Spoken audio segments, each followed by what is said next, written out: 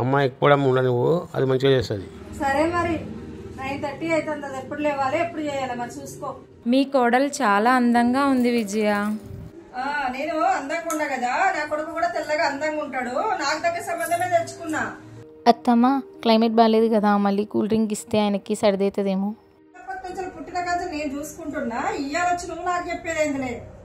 చూడు వదినా, నేను ఎట్లుంటానో నా కోడలు కూడా అట్నే ఉండాలనుకుంటా నేను.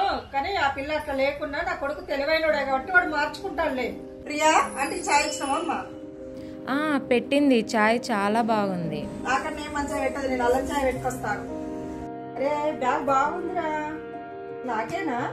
దాన్ని కూడా తెచ్చినావా మరి? దాన్ని తెస్తే నాకు 2 చూపి, ఏది నచ్చితే అది తీసుకుంటా.